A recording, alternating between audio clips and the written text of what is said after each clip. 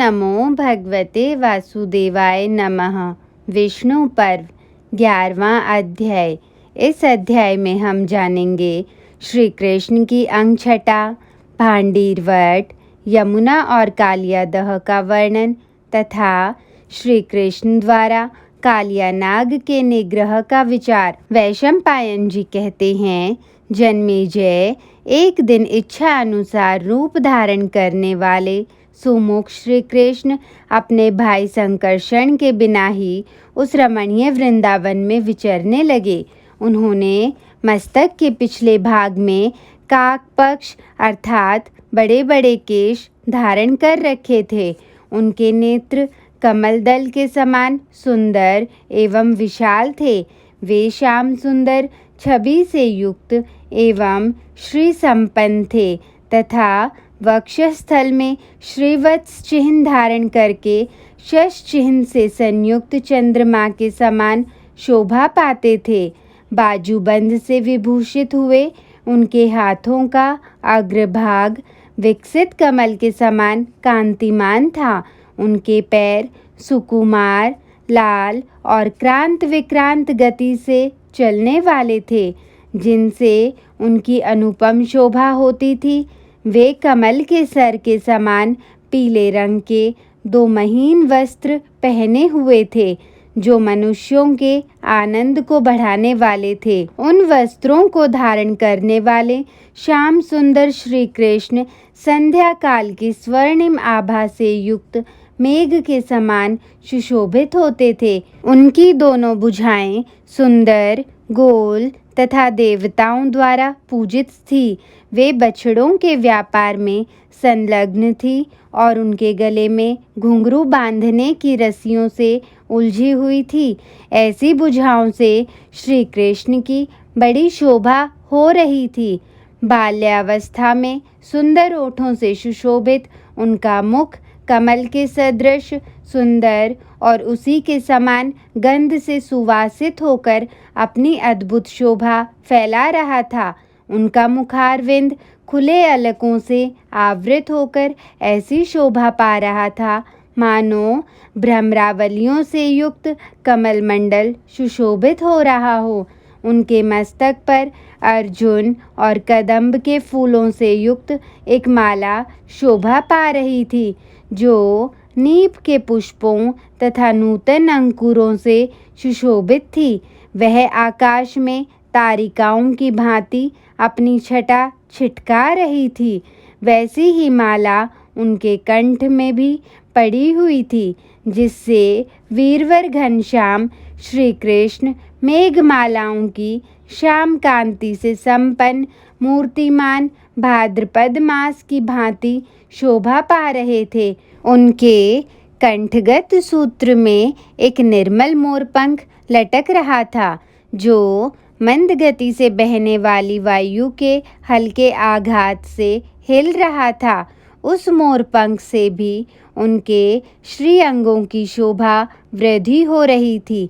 Way one में कहीं गाते, कहीं खेलते, कहीं भ्रमण करते और कहीं कानों को सुख देने वाला पत्तों का बाजा बजाते थे। किसी समय वन में जाकर तरुण रूप धारण करके गौओं को आनंदित करने के लिए इच्छा अनुसार अत्यंत मधुर स्वर में मुरली बजाया करते थे, जो उस समय के गोपों का प्रमुख वाद्य थी। नूतन जलधर के समान श्याम एवं कांतिमान भगवान श्री कृष्ण गोकुल के आसपास विचरने तथा रमणीय एवं विचित्र वन श्रेणियों में विहार करने लगे। वहाँ मयूरों की केका ध्वनि गूंजती रहती थी।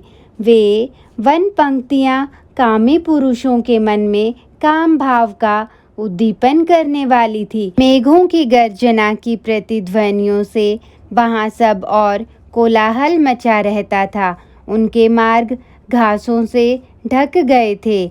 जगह जगह उगे हुए छत्राक उनके आभूषण से प्रतीत होते थे।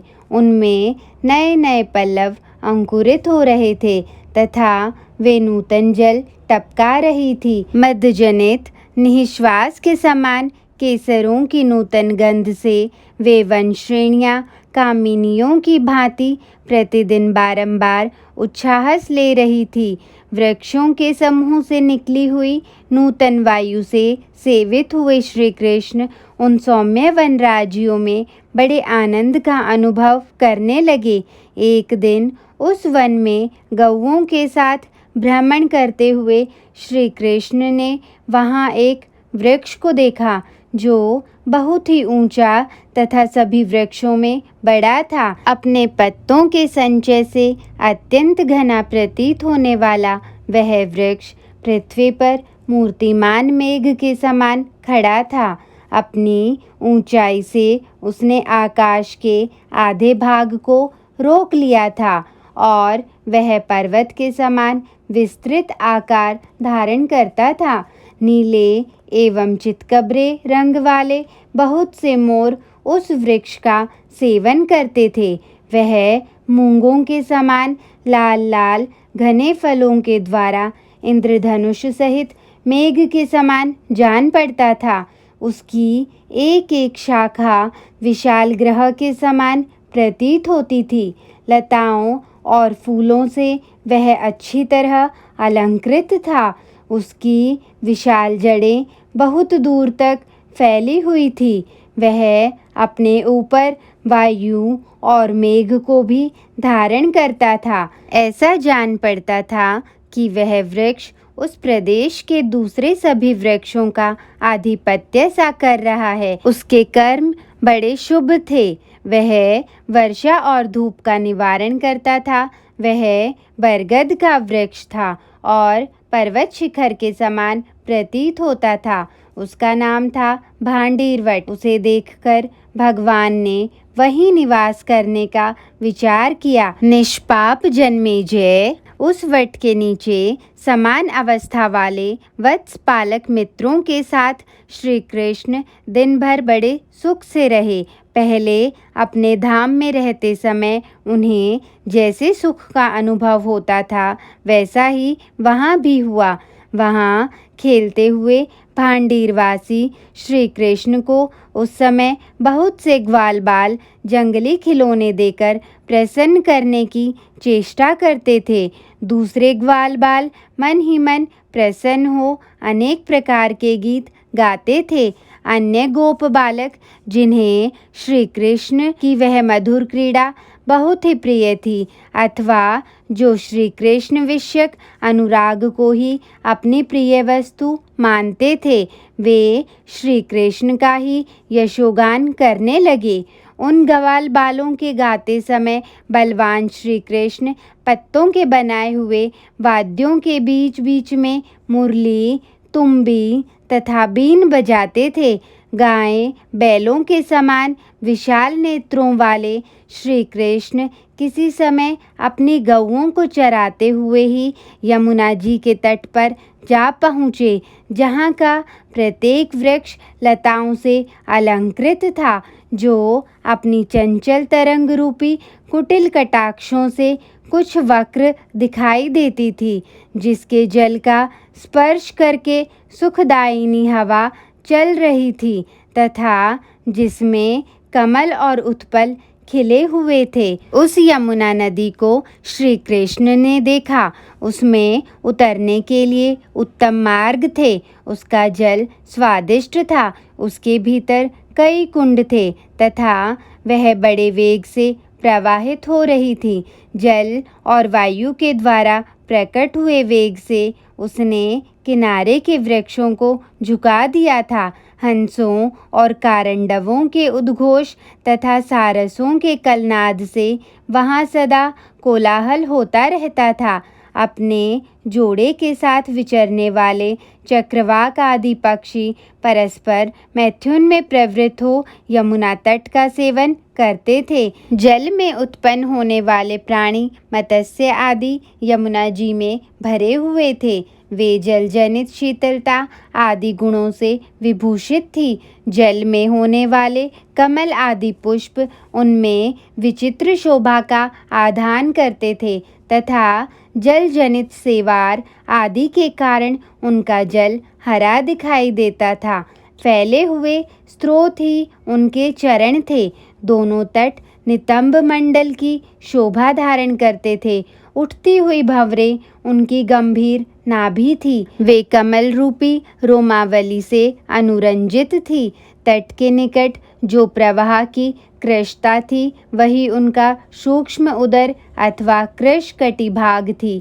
वे अपनी मनोहर कांति से कमनीय प्रतीत होती थी। वे तरंगमयी त्रिवली धारण करती थी। फेन ही उनका हर्षोत्फुल्ल मुख था। वे सदा प्रसन्न रहती थी और हंस ही उनके हास थे। सुंदर लाल कमल उनके लाल लाल ओष्ठों की झांकी कराते थे।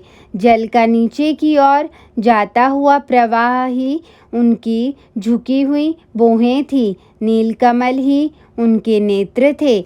जल का कुंड ही उनका विस्तृत ललाट प्रांत था तथा सेवार ही उनके सुंदर केश थे। उनकी कांति बड़ी ही कमनीय थी। चकवा चकई के जोड़े उनके मानो युगल उरोज थे। उनका विस्तृत मुख दोनों तटों पर फैला हुआ था। लंबे स्रोत ही उनकी विशाल भुजाओं के समान थे। दोनों तटों की पूर्णता ही उनके विस्तृत कान थे। वे कारंडवों के कुंडल पहने हुए थी। उनके नील कमल रूपी लोचन अनुपम शोभा से संपन्न थे। तट पर उत्पन्न हुए वृक्ष आदि ही उनके आभरण थे। मछलियों की पंक्ति उनकी उज्ज्वल मेखला सी प्रतीत होती थी। उनके जल का फैला हुआ पाट ही पाटंबर का काम देता था। सारसों की मीठी बोली ही उनके नुपुरों की मधुर ध्वनि थी। वे काश पुष्प हंस एवं सुवर्ण के समान सुंदर स्वच्छ जल में वस्त्र धारण करती थी। भयंकर नाके उनके अंगों में लगे हुए चंदन से प्रतीत होते थे। वे कच्छप रूपी लक्षणों अर्थात हाथ पैरों की रेखाओं से विभूषित थी। पशुओं के पानी पीने के घाट पर आए हुए हिंसक जंतु उनके शीश फूल थे। मनुष्य आदि प्राणी उनके पयोधर का पान करते थे। यमुना के जल को हिंसक जंतुओं ने पीकर झूठा कर दिया था और उनके दोनों तट विभिन्न आश्रमों से भरे हुए थे। ऐसी समुद्र की पटरानी यमुना की शोभा निहारते और बढ़ाते हुए श्री कृष्ण अपनी मनोहर गति से वहाँ चारों ओर विचर रहे थे। नदियों में श्रेष्ठ यमुना के तट पर विचरते हुए श्री कृष्ण ने एक उत्तम जलकुंड देखा जो बहुत बड़ा था। उसका विस्तार 1 योजन का था। देवताओं के लिए भी उसे पार करना कठिन था। वह बहुत ही गहरा शोभ रहित जल से परिपूर्ण तथा प्रशांत समुद्र के समान हलचल से शून्य था। जल में पैदा होने वाले मगर आदि हिंसक जंतुओं ने भी उस जलकुंड को त्याग दिया था। जलचर पक्षियों से भी वह सूना ही था तथा मेघों से आच्छादित हुए आकाश की भांति वह अगाध जल से पूर्ण दिखाई देता था। उसके तटों पर बड़े बड़े बिल थे जिनमें सर्प रहते थे। उनके कारण उस कुंड तक पहुंचना बहुत ही कष्टदायक था। सर्पों की विषरूपी अरणि से उत्पन्न हुई आग के धूम से वह सारा कुंड व्याप्त रहता था। वह पशुओं के उपभोग में आने के योग्य नहीं रह गया था। जलार्थी प्राणियों के लिए उसका जल अपेय हो गया था। तीनों समय स्नान की इच्छा रखने वाले देवताओं ने भी उसे त्याग दिया था। वह जलकुंड उनके उपभोग में भी नहीं आता था। उस कुंड के ऊपर आकाशचारी पक्षियों के लिए आकाश मार्ग से भी जाना असंभव था। उसके जल में तिनके भी पड़ जाएं तो वह कुंड अपनी विषाग्नि के तेज से प्रज्वलित हो उठता था। उसके चारों ओर 1 योजन से अधिक भूभाग ऐसा था जिस पर चलना देवताओं के लिए भी बहुत कठिन था। वहाँ फैली हुई भयानक विषाग्नि से जो लपट उठती थी उसने आसपास के वृक्षों को भी जलाकर भस्म कर दिया था। व्रज के उत्तर भाग में केवल 1 कोस की भूमि ऐसी रह गई थी जो उसकी विषाग्नि के प्रभाव से बची रहने के कारण रोग शोक से रहित थी। उस विशाल एवं अगाध कुंड को, जो अपने तेज से दीप्तिमान था, देखकर श्री कृष्ण ने मन ही मन सोचा, किस महान प्राणी का यह कुंड है। इस जल कुंड में काली अंजन राशि के समान काला तथा अत्यंत दारुण वह साक्षात नागराज कालिया निवास करता है, जो पूर्व काल में मेरी जानकारी में ही सर्पभोजी पक्षीराज गरुड़ के भय से समुद्र का निवास छोड़कर यहाँ आ गया था। उसी ने इस सारी समुद्रगामिनी यमुना को विष से दूषित किया है। उस नागराज के भय से ही कोई प्राणी इस देश का सेवन नहीं करता, इसीलिए बड़ी बड़ी घासों से भरा हुआ यह वन भयानक हो गया है। वरुहों और वृक्षों सहित यह घोर वन नाना प्रकार की लताओं तथा पादपों से परिपूर्ण है तथा सर्पराज कालिया के विश्वासी मंत्री इस भूभाग की रक्षा करते हैं। यह वन आकाश की भांति अवलंब शून्य हो गया है। विष मिश्रित अन्न के समान इसका स्पर्श भी दुखदायक है। कालिया के उन विश्वसनीय सचिवों द्वारा यह सदा सब ओर से सुरक्षित है। इस जलकुंड के दोनों तट सिवार, कमल तथा छोटी छोटी लताओं से भरे हुए वृक्षों से सुशोभित होते हैं। मुझे यहाँ तक पहुँचने के लिए मार्ग बनाना होगा। इसी दृष्टि से मुझे इस नागराज का दमन करना है, जिससे जल देने वाली यह नदी कल्याणकारी जल का आश्रय हो सके।